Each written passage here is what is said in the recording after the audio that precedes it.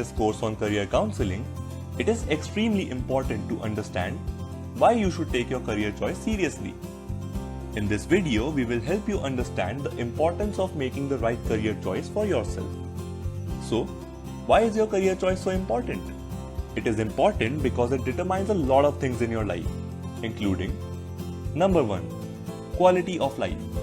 Your career choice plays a huge role in deciding where you live, how flexible your life is, and the kinds of things you are able to do in your free time. Number 2, identity. Ask any elder person about their career and they will tell you about it as a part of their identity. They'll say something like, I am a journalist, instead of, I report news.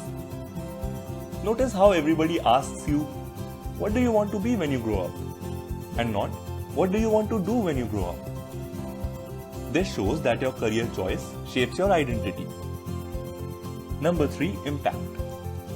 Every human life touches thousands of other lives in so many different ways. If you select any 60-year-old person who is about to retire, take a time machine, find him as an infant, throw that infant into trash, and then come back to the present day, you'll find that a countless number of things around you have changed. So whatever career you choose, the world will be affected by it.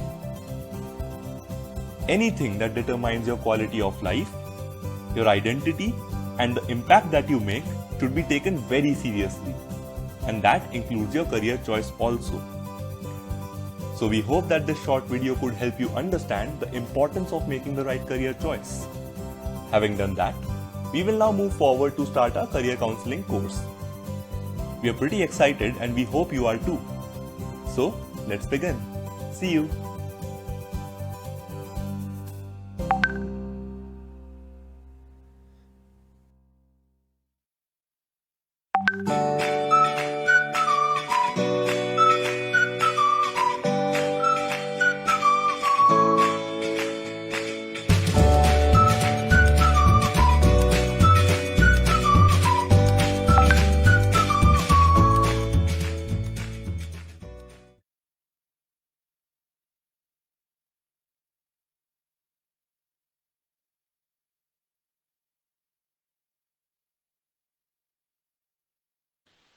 Good evening, everyone. Welcome to day 90. That's 90.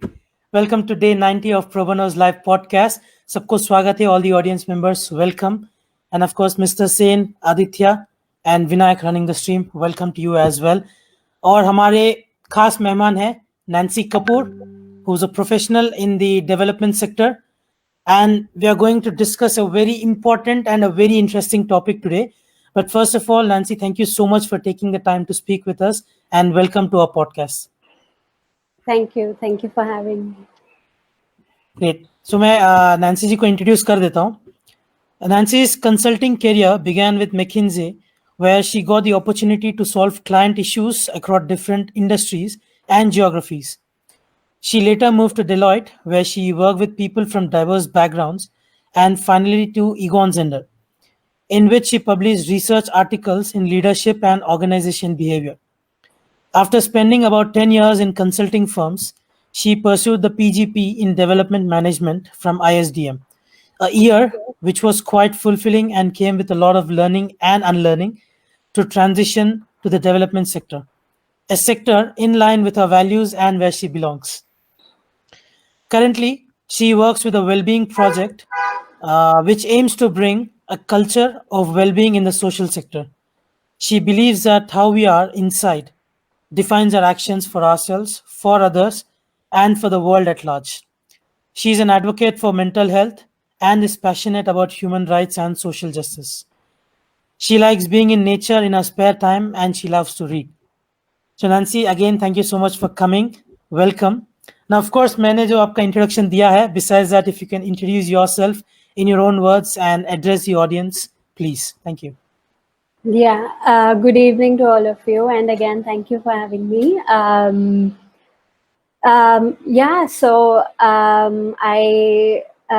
was born, raised in Delhi. I went to Delhi University and then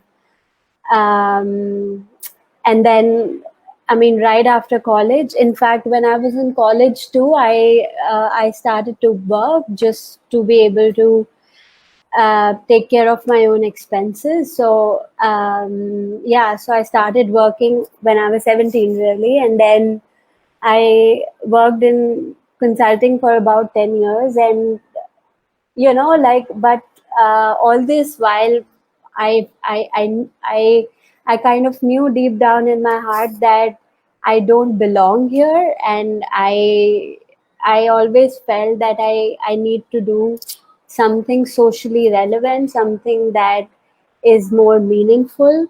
So after, I mean, at some point in my life, just like a lot of Indians, I started to prepare for my MBA and took a lot of competitive exams. And when I was writing my application for the school, that's when I realized that continuing to be in the for-profit sector is not my calling, and that's where I took some time to think about, and I realized that I want to pursue social sector.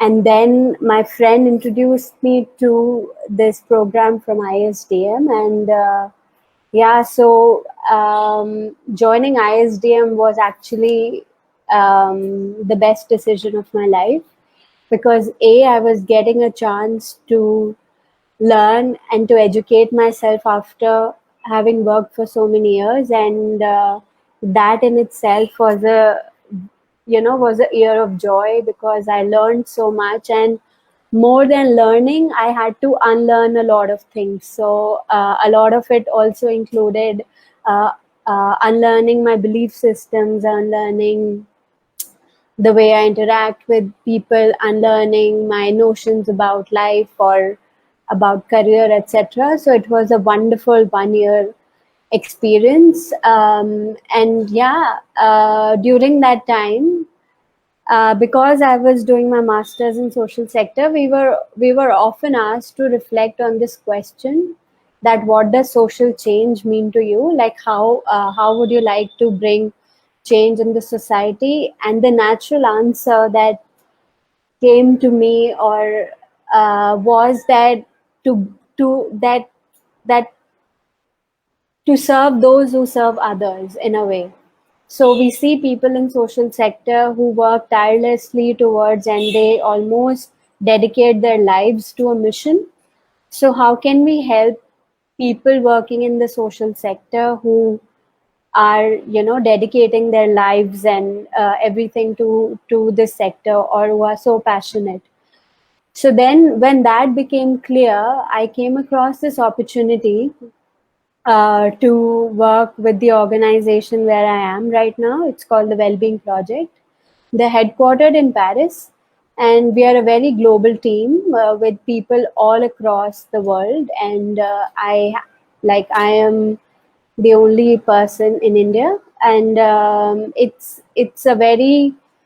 a different experience also to be a part of a setup like this, because our team is virtual. So yet it's very global, and I absolutely love what I do.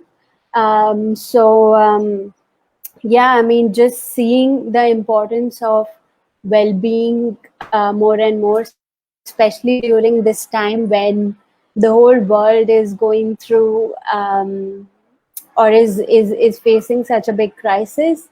I think well-being becomes a priority, not just for people in the development sector, but for people at large.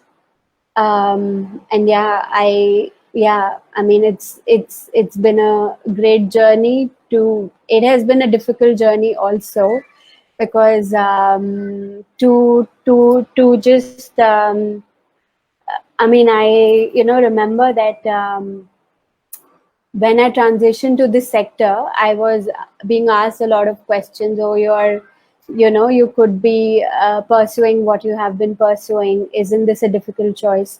So it was a very difficult choice to transition, but it was the best choice, best decision. So yeah, that's my introduction. Sorry, it took long. No problem. We love to hear the stories of our guests. It's always inspiring to hear the wonderful stories and the wonderful things that we experienced and overcome. So that's a great thing. So Nancy, let's talk about the today's topic. I think आपने pretty much you've given the context to all of it, but I do want to highlight the topic, which is the importance of inner well-being to create social impact. Right. Now, firstly, what is well-being? And I want to add a small context to this. Now, अभी India में बहुत बड़ा topic चल रहा है, the early demise of a particular actor. To not to get into the details and to not make it too serious, but lekin the conversation has picked up in India across Yeah. all levels of society. So, Right. where would you associate mental health into overall well-being, and what is well-being in general? Yeah, no, I think it's a very good question, and it is very important in these times. So, I mean, to answer your question first, well-being. So, well-being again, it depends on the context, and it also depends on the individual. So, for example, well-being for somebody who is, I mean, well-being in the Western world could mean very different from well-being in India. And I see that in my work also, that the practices that people approach to focus on their well-being is very different in a Western world than it is in India. But at a very general, like at a very broad level, well-being to me would mean that to be emotionally, to be mentally and physically balanced in life, and then to be able to take also decisions that to be able to take the right decisions to live the life that you want. And there is also this balance between a sense of freedom and a sense of belonging. I mean, this is something I heard in one of the conversations, and this resonates with me a lot, because I mean, the idea to be free is a very, like, is a very important human need, and so is the idea to belong with other people. So how can you create a balance between these two needs, which can seem the opposite of each other? So I would think well-being is that. And yeah, I mean, and the importance of, I mean, mental health. And I've had actually many conversations with my friends over the last few days about the incident that you mentioned. So the reason why mental health in India is still a taboo is because, or generally mental health is a taboo, is because it's something that's not seen, and anything that's not seen is always disregarded. So if you have a physical injury, people will come to help you because they can see that you are in pain. But if you have if you're not feeling well mentally, others cannot see this. So it always gets sidelined, or it's always get disregarded, that get over yourself, or be a grown up, wear grown up pants and just get on with life. But what becomes difficult for people who are going through this is that they are not able, that it's not their fault that they are going through this. It's almost like any other, like like it's something where your mind is not functioning properly. So it's a problem or a disease that needs to be addressed, than to look at it as a stigma that you're not acting wisely, because that's what people say a lot.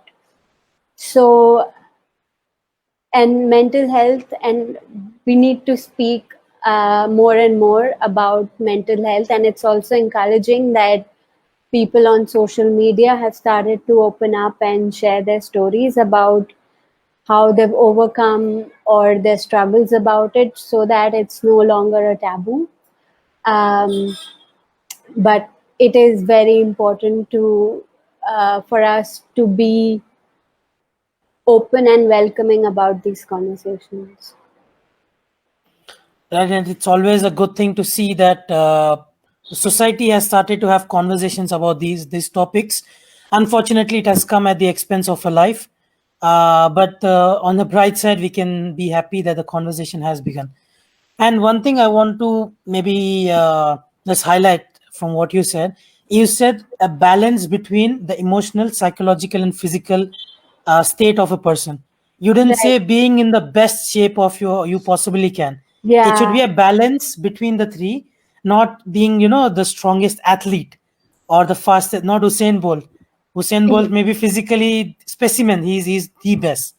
Lekin emotionally and psychologically, is there a balance? Yeah, I no, think I think, yeah, you've raised a very important point, and we see this idea of well-being as, okay, the person needs to be a superhero. But the times that we live in, it's almost impossible to be a human, to be a superhero. So the idea is that you should be you should be able to be at a best version of yourself, and to not, yeah, I mean, to not be a superhero, because it's obviously impossible to be productive and productive or successful all the time. I mean, just the virtue of being a human being means that you will have your ups and downs, and you will have your strengths and weaknesses.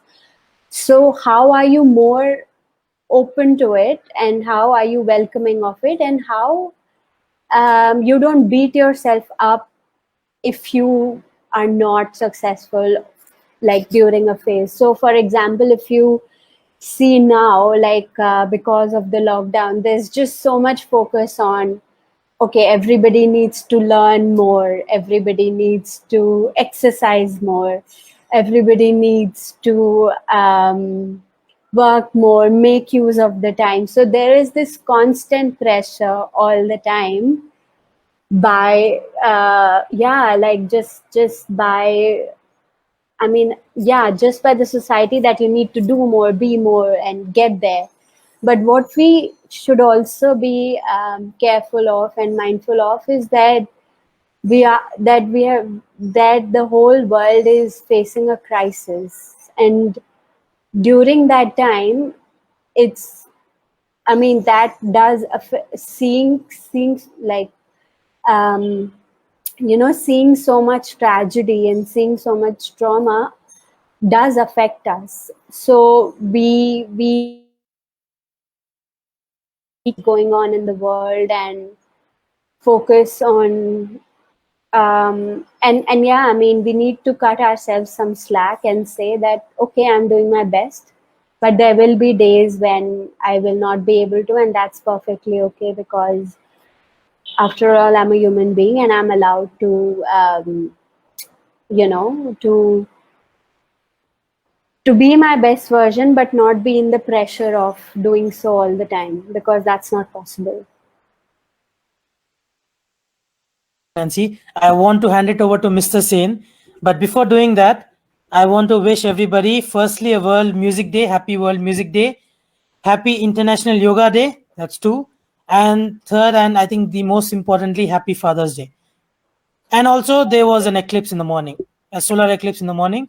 So that's 2020 for you guys. Mr. Sen, over to you.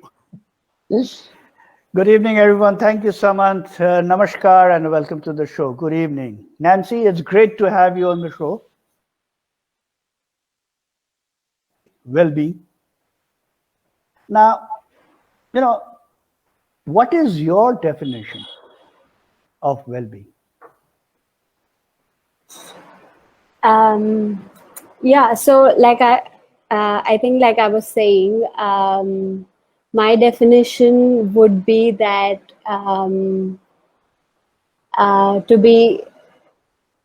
to be emotionally and mentally balanced, and to take the right decisions, and also to be that how engaged I am with the day-to-day activities than to be in my thoughts or just being consumed by emotions. So how well am I engaged?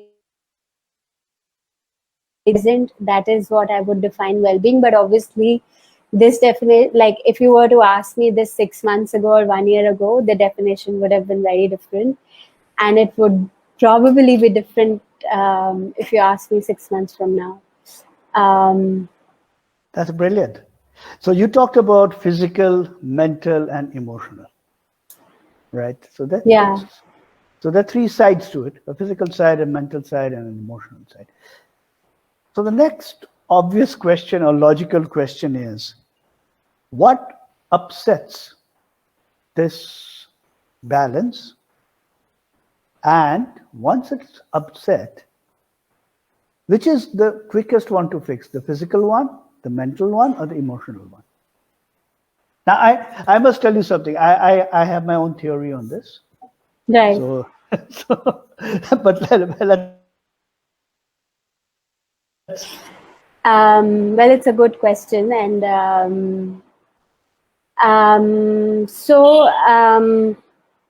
I think like one thing that puts, I mean, I can speak from like a personal experience, that I think what puts things off balance is, I mean, at some point I would have said the ability to deal with uncertainty, or just knowing that there is so much uncertainty in the future that can at times leave people, I mean, just that the idea that they don't know what what lies in the future, especially in this context, also especially in the context of the COVID, can leave people anxious, and yeah, I think it not only affects us emotionally because it makes us anxious, but it also affects us mentally, because like when anybody is anxious, it just throws them off balance. So I think that would be something that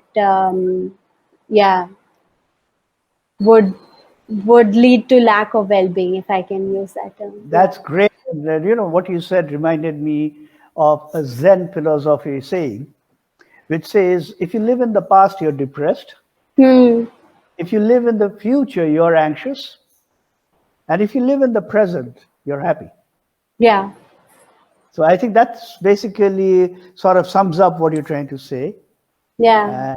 And so that's a great thing to do. Now, I'm going to ask you a few statements, and I'm going to start something today, and I'm going to do it till we reach the 100th episode. Okay. So I'm going to ask all the guests one question at the end of my quota. So hold on, I still have a bit to go for my quota. Right, now I'm going to ask you, I'm going to say some statements, I have to make some statements, and I want your reaction to this. Okay. Maybe I'll ask 2 or 3 of them. So let's explore the statement. Everyone has all the resources they ever need within themselves. Everyone has all the resources they ever need within themselves. Well, that's true to a certain extent. But having said that, I would also like to add that the capacity of an individual is also shaped by the environment that they are in. So while it is possible that we take charge of ourselves no matter what the environment, but the more difficult the environment is, the more resources or inner resources you would need to be able to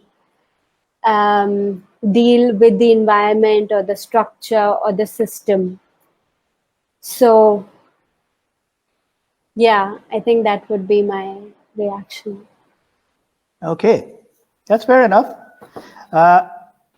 Do you believe that each person is unique? Yeah, I mean, yeah, they are. Everybody's, yeah, they are unique in themselves, and everyone has the. I mean, yeah, I mean, just to give an example, the college that I went to in my master's, there's something that I've learned from everyone, and I believe everybody has that special, whether it's a skill, whether it's a quality, whether it's a behavior that we can learn from. So yeah, I have no doubt in saying that everybody is unique. Yeah. So if everybody is unique, then do you also believe that we have an unique gift individually to give to the world?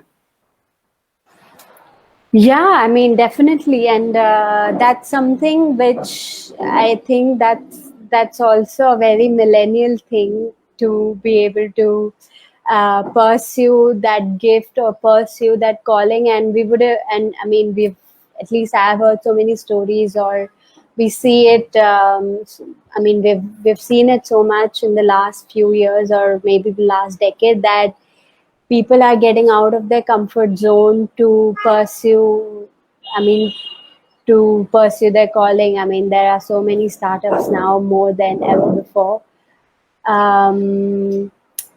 So yeah, I mean, there ages to be able to take that step to find that calling, and to yeah, and the current times are the examples of, I mean, we'll have many examples of people pursuing that gift, or people pursuing, yeah, their calling. So now the question is very simple after that. I'm going to ask you, and Aditya and Samant will also please take note. You will also have to answer this. And everybody in the audience. So if you're there listening in, so what is your unique gift to the world? Wow. That's a very very interesting question. That's a googly, as they say in the game of cricket. Okay. Yeah, so I think I'll tell you what is my unique gift to the world. yeah, I mean, I would like to know from you first. Why don't See, you? my unique gift to the world is I make other people comfortable Right, and I try to make them happy. right. Maybe I'd like to know from someone. That's a good fisherwoman, I must say.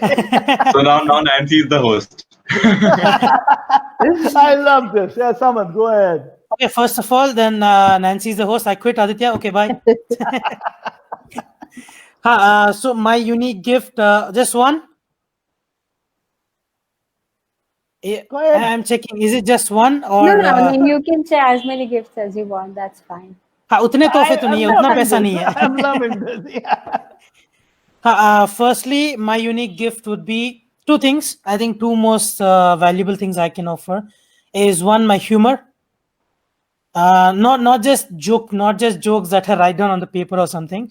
My humor in a way of how I view things in a positive, humorous way. That, and I think secondly, my smile. Brilliant. So Nancy, you have to ask Aditya the question. Yeah, now Aditya's turn. Well, my unique gift, I think, is making people happy and helping them learn at the same time. Like, I can draw some really good insights from anyone. That can be anyone. I can draw something to learn from him or her always. That's a recent gift, by the way. I think I've acquired it, but a gift is a gift anyway. Brilliant. So now Nancy. Nancy, it's back to you. Thank you. Well, I would like to believe that perseverance is something that, I mean, my friends have told me this. I would like to believe that it's, yeah. So stick through tough times and yeah, see what is it that I have to learn from a difficult situation than to, yeah, like look at it negatively. I think that would be, yeah, if I can call that a gift, I'm not sure, but yeah, that would be my strength. Yeah. That's great. So your gift to the world is you tell the world how to persevere, how to be committed, how to not give up. Even if you have lost an arm and a leg and some other body parts, you still need to go and continue till the finishing line. Love that. And I hope the audience are also answering that question about what is their unique gift to the world. I did get one. Anitaji says, I give good advice to people and people love it. That is my unique gift. I love Anita ji. She's always so spontaneous in reacting to all the questions. Keep it up. And Pushkar Das, I see you're in the chat as well. Another of my greatest. I'm a fan of Pushkar Das. Yeah. He hasn't commented yet, so I'm trying to motivate him to comment. Oh, I told him I'm his fan. Now, continuing on this thread, Nancy. So we talked about uniqueness, and we talked about all of us having a unique gift and all that. Now, sometimes what happens is we cannot complete or we cannot reach what we started out to do. And we tend to call it failure, right? And that is also one of the big reasons as what upsets what you said, the balance of the physical, the mental, and the emotional. To which I'm going to make a statement. And again, I want your response to it. If I said there is no failure, only feedback, how would you respond to that? Yeah, no, I think that's true. I mean, it just depends on the perspective, right? It just depends on what perspective do you, take from that situation. So, like, if you start something new and it does not work out, just the experience of starting something and making it work would have taught you so many things than just, so I definitely do not think, I definitely think that there's a lot to learn. And especially from failures. I think failures teach you more than success would. So yeah, I would think that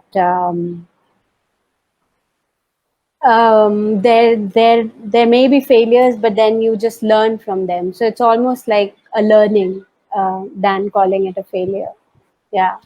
Mr. Sen, I want to answer this question. I have not exactly answered this question, but then I do want to tell this. Hold on. Nancy, you're the host. I can ask him some questions. Nancy, do I have permission to speak?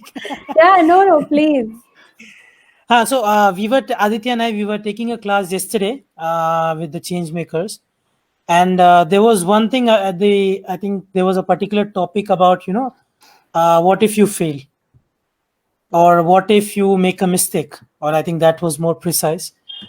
I said, if I were to make a mistake, or if I were to fail, let's say I've done that.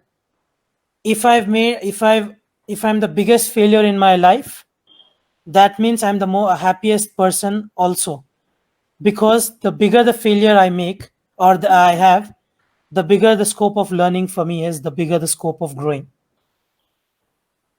That's it, Mr. Sen, back to you. No, that's wonderfully said. Yeah. Yeah. That's a great perspective to have. Now, so you do agree that there is no failure, there is only feedback and we learn, right? So now that takes us to the most important question of well-being. One of the things that we are faced with, and you rightly said, that in India we seem to put a stigma around it, a taboo around it and stuff like that. is in our circles, in our culture, we are putting too much of emphasis on performance. From the time we are born, we are chasing numbers, we are chasing targets. And every time we miss a target, we are branded failure. And that has contributed to a lot of, it has created a disbalance in the physical, mental, and emotional being. What is your take on that? Yeah, no, I think that's a valid point because the times that we live in, being on or being productive or being performing all the time is nearly impossible. And even if people it is it does take a lot of toll on you, so it's a choice that you make, really, that. And and it's also that the conversations have started to move, not just for people as individuals, but also for organizations and for and also for community at large, that they're looking more to, like, they want to also hire people who are aligned to the purpose of the organization. They see potential in people than their actual performance, so they would invest, or they would hire individuals that have potential and alignment with the purpose than focusing on just their performance. And I think, yeah, performance as a metric to measure how successful an individual is also needs to be taken with a pinch of salt, because, I mean, come on, the times that we live in, there is just so much going around, that it's almost inhuman to be expecting people to be at their best all the time. So we need a new framework, we need a new paradigm to look at what success means. And the conversations in general have started to shift towards looking at how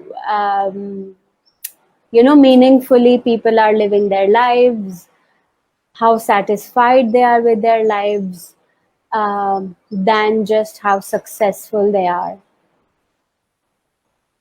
Now, that is something that you touched upon, is going to be very, very, very, very, very significant as we step out of COVID. Because we need to realize that there is a whole batch of people who are not unable to have given their +2 exams in a proper way. They have been unable to give their class 10 exams in a proper way. They are not going to get admission and acceptance into colleges and universities because we don't know what's going to happen. Some of the people will not even know whether they're going to graduate or not. And in this backdrop, as we are coming out of this, I think performance is simply not going to exist. And if we, and that's my generation, I'm a baby boomer, so I'm an old guy. So if our generation and the next two generations do not recognize this and accept it and move forward, that we are going to have a world which is not going to be in well-being. What do you think? Sorry, can you repeat the last sentence again?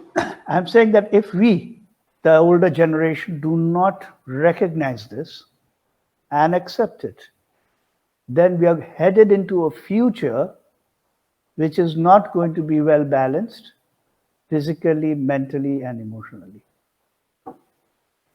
Yeah, no, I think that's true. That's very true, because we individually or as a society, we so what this pandemic has done is it has uh, laid open all the problems that we face as a society. Now what happens is that all these are externalities, that okay, students not being able to go to the exams, or students, or even jobs getting affected by all of this. So it is not fair to then have a yardstick for yardstick for their success as performance also, and also to recognize or to accept the fact that the situation that the students or the individuals are in, it's not their fault. They are facing a situation, or all of us are facing a situation which we are not prepared for. And if we don't take time to then take care of ourselves or to prepare ourselves, then it is going to lead to this whole increase in people suffering from mental health more and more. Like you would see a lot of, I mean, it is likely that people who do not equip themselves to be able to deal with this face more and more of this imbalance of emotional imbalance or mental imbalance, without any fault of theirs. Right. Right. So everyone who's listening in and everyone who's there, I think it's time we changed the goalpost and move it away from performance and marks and grades and so on and so forth, and towards what I would call humanity. And I think what we need to measure going forward is humanity. Now, with that, I said I'm going to start something today, and I'm going to do it for the next 10 days. Till number 100 is and I called it, and I learned about it today, so I'm going to use it here, is what's your gratitude? What have you been grateful for today? So, Sunday, 21st of June, 2020, on the occasion of Father's Day, International Yoga Day, Music Day, Solar Eclipse Day, and a Sunday. Okay. What has been your gratitude? In other words, what have you been grateful for? And I'm going to ask this question to everybody for the next 10 days. Right. I think that's a great question. And so is it what I'm grateful for today, or is it today? So the thing is, every day we have to be grateful for something or the other. Every single day. Right. Well, yeah, I think, I mean, today I'm grateful for just being here and for being a part of such a great conversation. So I'm grateful for that. Definitely, I'm grateful for that. Yeah. Brilliant. So now, shall we hand it over straight away to Aditya, or shall we go to Samat and then Aditya? Aditya, do you want to start? Okay, she's made the call. Samat, we snatched it out of you. That wasn't intentional. I didn't know. No, that's called it's okay. That's the usual structure. We go anyway. So no, I must tell Nancy something. That's a master stroke. That's your gift for the day. Go ahead. Aditya, all yours. Sure. Thank you so much, Mr. Sen, and thank you so much, Nancy, for all the amazing insights we've been getting till now. Now, I'll straight away go to not my own questions, but the audience questions. And the first question coming in is a personal message which was sent to us. And it asks, can you ask her if we know someone who is not well? How do we help him?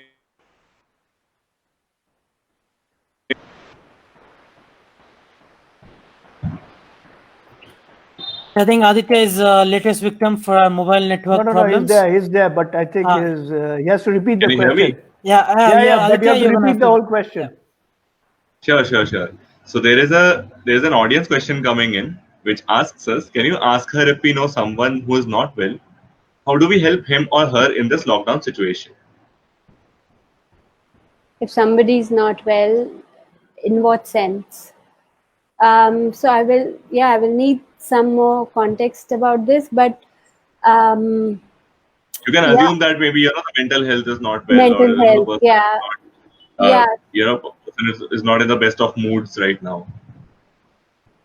yeah. So I think one of the, I mean, just as an individual, what I mean, just the most basic thing that maybe you can do in these times is to give a lending ear, is just to listen, or to just spend, I mean, just to spend time listening with people, especially who are staying by themselves, or people who are elderly. That's one. But if it's more of a professional help, then there are certain NGOs in India. I can send you their names after this call, who are specific, who have helplines uh, that people can reach out to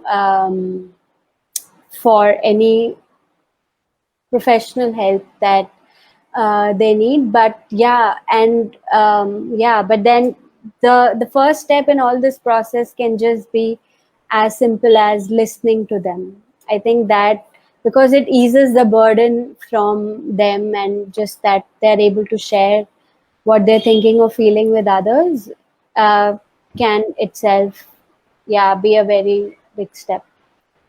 Aditya, Yes, with Ahmed. your permission, or I should take Nancy's permission because she's the host. Uh, can I add on a little something that Nancy, I want you to confirm if it actually works, because I'm not an expert. This is just a random throw in the dark. So, Sorry. Sure. this is as how can you help someone who is in such a bad place in their life? So how to help them, for example. This try to create solutions per se. You don't need to go straight forward and tell me the problem. What I suggest people is, if you have someone in your life that is going through such a situation, all you need to do is have a conversation with them as you normally would, because that creates a sense of normalcy in their life. It brings back what has been normally going on in their life, and it makes them feel comfortable in a way that, okay, it's nothing is weird with me, nothing is wrong with me, life is going as usual. If that is right or wrong, I want you to confirm that. That was just a throw in the dark. No, I think it's a great point. I mean, and it's quite connected to what I said too. That it's easy for people, especially because they're home and they're not socializing. It's very easy for people to get into the spiral of their own thoughts, and just be so consumed by it that they lose a sense of reality, uh, without any fault of theirs. Because I mean, the situation is such that um, it's just quite possible for people to feel that way more and more. So if you know someone or suspect that somebody may be going through a hard time, the least that you can do is just have a conversation with them, like someone shared, and that could just be what they need. And even the helplines offered by NGOs, or the professionals who offer therapies, whether it's I mean, their focus is also to listen to what you are saying without, and help you figure out the answers, than to give you an advice. So they are also just doing that for you. So So, Nancy, if I just can have your permission to add a sentence to this. So sure. both of you came up with a fantastic perspective.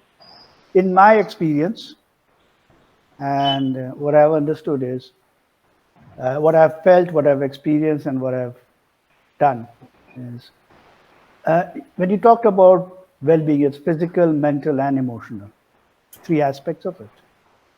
Now, what happens is the cause of a disbalance can be in either one of them.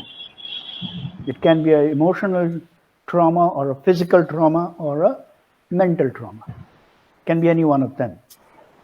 And it's very difficult to understand where the trauma happened until and unless the person tells you. And most likely the person will not know or will not be able to express it. Right.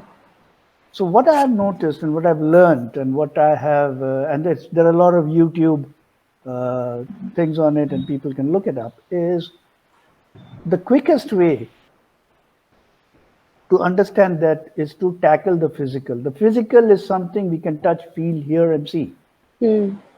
So if we can do something with the physical, so there is so each of them feed into it. It's like a cycle. So physical discomfort goes to mental discomfort, goes to emotional discomfort, which goes to physical. It's a cycle. So one of the ways I have understood is you break the cycle. And the way to break it is to do something with the physical being. You can change the location. You can go for a holiday. You can, if it's a temporary one, you can get a more brighter place, stay with the nature, rather than cooped up in a small 10 by 10 room in a city with a lot of noise and everything. People are scared to get out of the home. It's one of the options. Back to you, Aditya. Right. Yeah. So I think we got some amazing advices regarding how we can deal with, the fact that one of our friends or one of our known ones is dealing with something which is difficult. So there are a lot of things happening right now, jobs going, family not supporting people, and the usual stuff. So as Nancy said, I think we should definitely have a conversation with them. That is the first step. These days there are enough, technological methods to reach out. It can be a simple phone call, it can be a WhatsApp call, it can be a message or a series of messages, a chat, or it can be a video call if technology permits. So yeah, all of which we'll post in the comment section after this live. So please do stay connected even after this. Probably you can help. Now, Nancy, another audience question. And this one is another thing related to well-being. So Pushkar asks, "Hi Nancy, how much do you think one's ego is one of the reasons of a person getting into depression? Like, why should I call first? Or why should I contact someone first?" Yeah, no, I think that's a great point, and I mean it also makes me reflect on some of my decisions. I mean, just like all of us. So yeah, I think it just, I mean, when we know, I mean, when we come across these questions, why should I call first or why should I message first? I think it's important for us to ask ourselves, what is more important to me? Is the relationship more important, or is me winning this battle more important, that who calls first whom? So if the relationship is important, and then I think you will find the answer yourself. So I think, I mean, I refrain from using words like ego because I think they're too meta. But yeah, I mean, I think they can lead one to feeling upset. But I wouldn't go as far as saying it would lead to depression, because depression is still a clinical term. It's not momentary sadness because of something. It's almost like your brain is not functioning properly. So it's not, I mean, it's not like I did not get my favorite chocolate today, so I will be depressed. That's just being upset for some time. But being depressed is is the, I mean, it's almost like a chemical imbalance in your brain, and not being able to respond to a situation in a healthy way. So I would not mix the two, ego and depression. I think they are two that they're two very different concepts, and mixing them may not be, I mean, at least I would not, I would refrain from mixing these two concepts. Great answer. Fantastic answer. Right. So, and as Mr. Sain said, fantastic answer. So, also, I want to rephrase another audience question for you, and this question is by Anita ji. She asks, how do you spend your day? I mean, could you please tell me about your daily routine? And I'll just mix something in here. So, what do you do in your daily routine, or what can anybody do in their daily routine to maintain this mental, emotional well being? So, one thing was already, I think, contributed by Mr. Sain by saying that we should be grateful for something or the other every day. So, gratitude is one practice probably you can include, because this is something which I have even heard from very famous entrepreneurs. And they always say that take advice from people whom you want to trade places with. I would definitely want to trade places with Mr. Sain, and definitely would want to trade places with some of the successful entrepreneurs whom I've heard it from. So that is one. What other things do you suggest we can do in our daily lives? This can be 1 to 5 practices which probably we can do in our daily routine to maintain our emotional and mental well-being. Yeah, I think it's important, and like Mr. Sen said too before that, it's about catering to physical, emotional, mental, and and it's something I think we all know intuitively, but it just gets lost in the yeah, just I mean, spending some time doing physical activity, like maybe going for a walk if it's possible, or just doing some yoga or running, or just spend, because that really energizes you for the day. I think that really helps. I mean, it helps me in the beginning. Like if I start my day with the physical activity, and then what's important in my life in general is the ability to reflect, and just, I mean, that if I find myself in situations where I am reacting to situations but not responding, I would just ask myself, why am I acting that way? And it would just lead me to a thought process that, okay, I'm not thinking right, I'm not thinking correctly, and that just resolves most of my doubts.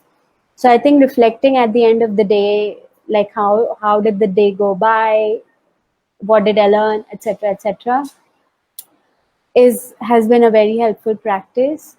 And yeah, I mean, just making sure that you are connected to your friends, and you're spending time with family, or just spending time with friends, taking time to read, or doing your favorite hobby. I think it's important to so that so that at the end of the day you feel that I feel good about that day, and even though the circumstances may not always be, and it's fine. I mean, not every day will be a great day, and we should be okay with, I mean, we should be open to that especially with what's going on in the world, and one incident after the one incident after another, it's not possible for us to be happy every day, which is okay. So yeah, so not, I mean, so the point is to not beat yourself up for it, that okay, today I felt upset, it's fine. I mean, Aditya, I want to add one thing. एक चीज में एक add करना है. To Sure, answer Mama. that question is, what would you? I won't say daily routine. If you took my daily routine, there's nothing you would learn. Okay, don't do that. But what I can tell you is, what can you add to your daily routine that will eventually help you or make you a better person but as Nancy said, physically, mentally, and emotionally, is firstly, obviously, whatever you are doing on a daily basis, it should be to feed a greater purpose. It can be a selfish purpose that serves only you and you alone, fine. But then it should be a purpose that is guiding your action, definitely. And I think having a strong hold on your values, that is values, it reminds me of a particular quote. This is from Captain America Civil War, by a character named Sharon Carter, who says, even if everyone is telling you that something wrong is something right, even if the whole world is telling you to move, it is your duty to plant yourself like a tree, look them in the eye, and say, no, you move. I think that those but two qualities I think helped me in that I feed my purpose, my actions feed my purpose, and also every value of mine should be honored both by me, and I should inspire that honor. I should inspire people to honor them as well. That will keep me satisfied and my ego satisfied. I'll just throw that in there, I guess. Yeah, So back to Aditya. you related ego back to this thing, huh? Which we try to avoid very well. But I think these are like separate traits, and obviously jokes apart. Can I add something, Aditya, to what Nancy said? Sure, Mr. Sen. That to start the day with a physical activity is perhaps a very nice way to start the day. Well, what happens is you're getting at least your physical being in balance. So out of the three, physical, mental, and emotional, the easiest one to take care of is the physical. You don't have to think too much about it. Go for a walk, do something, So physically, we can at least do it. Mentally, emotionally, there may be problems. So if you can do 1/3 of the whole thing, that's 1/3 done. So yeah, I would also agree with Nancy saying that start the day with some physical activity. Like I start the day wherever it's possible, and I try to make it possible, is by meeting my good old friend, the sun. I try to meet the sun on a daily basis. I say hi, and he says hi to me. And we take pictures, a couple of selfies perhaps. Do you fold your hands? No, I don't. Achha, you don't do Surya Namaskar? Achha, no, I don't. So you just walk properly? Achha. No, I don't. I am very clear about it. A sunrise is never repeated ever again. It's one of the most beautiful sights in the world nature can give us. And I have a fascination of looking at the sunrise or the sunset, as the case may be, and trying to capture it, either in my heart or on my camera. So I do when that. you do capture it in the camera, we receive a nice message. I try to do that. And the second thing I try to do is I try to say good morning and hello to each and every individual that I meet in the day. I may not know them, they may not know me, it doesn't matter. So what has happened through that is I've got friends all over. They don't know my name, I don't know their name, but we miss each other if we don't see each other that day. So there you go. That actually reminds me of the relationship you have with friends in college, where you just know them by, you just pass by them in the college, like, that's it. You just do this. What's up? Yeah. You don't say, you don't speak, you don't even know their name, but you know that person is, that's it. All you do. So I think these are small things which make a huge difference in our life. Starting our day with a physical exercise, showing the smallest act of gratitude, and greeting people. Probably, remembering one positive thing about your day. Small things which affect our daily routine and can bring. And the best part about this is now, many people in the audience must be thinking, yeah, ProBano used to be this career guidance organization. ये कहाँ कौन सी line में चले गए तो क्या बात कर रहे हैं? गुरु हो गया. Career की बात ही नहीं हुई. ProBano has become a guru now. But the reason why we are bringing these topics to the fore is because, guys, as much rewarding as your career is, it's also a long and arduous journey. We always tell this to students. You might end up spending about 80,000 to 1,50,000 hours of your life in your career. And if you're spending those many hours in your career, it's very important to retain some happiness, some reward, some recognition from that. And if you're mentally, emotionally doing well, and obviously physically if you're doing well, then the amount of contribution you can give to the society through your career can be immense. So this is a huge part of your career. And not always, just career guidance means that, we need to list down the career options, which we have done in a few of the earlier podcasts. Or, we just need to think about how to make the right career choice. We also need to think about what are the skills and how can we maintain a good career rather than make just a good career choice. So to deal with this long, rewarding and arduous journey, that's our 2 cents. And with this, thank you so much, Nancy, for answering our questions. And I would want to pass it back to Samant. Thank you. Firstly, I want to read out a couple of audience comments. Mr. Sen Pushkar Das has responded to what is your unique gift to the world. So Pushkar Das says, my gift is criticizing people in order to motivate them to work on their weaknesses. My second gift is that I received today is Mr. Sen being my fan. So you cannot criticize me on that one. Great. I got that. Yeah. And there's a comment by Anita ji. Thank you, Pushkar Das, for that comment. I am deeply humbled. So thank you very much. And there's a second comment. There's a comment by Anita ji who says, I would love to contribute in creating an environment of only feedback in society rather than failure, because it's a bad phenomena created by society, and it also stops many people from trying new things because they're afraid of failure. Absolutely right. Agreed. And there's one last comment by Samir Tiwari. Of course, everybody knows him, who says, we all have 24 hours in a day. Our life should be balanced, 8 hours to vocation, 8 hours to self, and 8 hours for our relationships. If you give one more time, it creates imbalance to others, and then you try to spend more time there and lose the other aspect.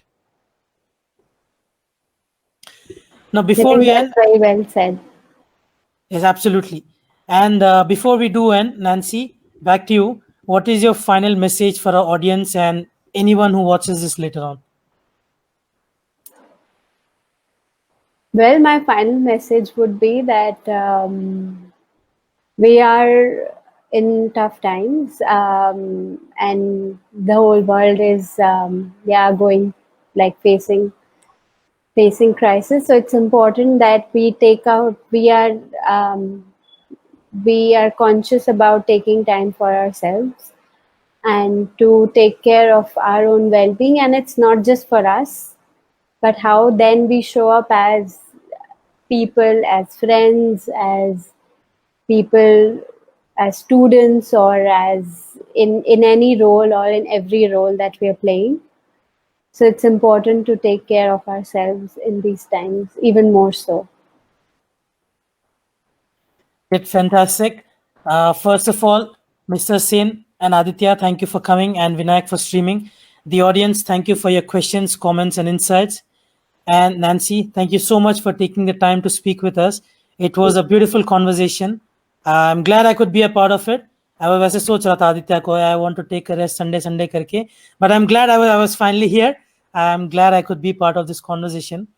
Thank you so much, Nancy, for being part of this. Thank you. Thank you. It was a pleasure. And I want to end on this.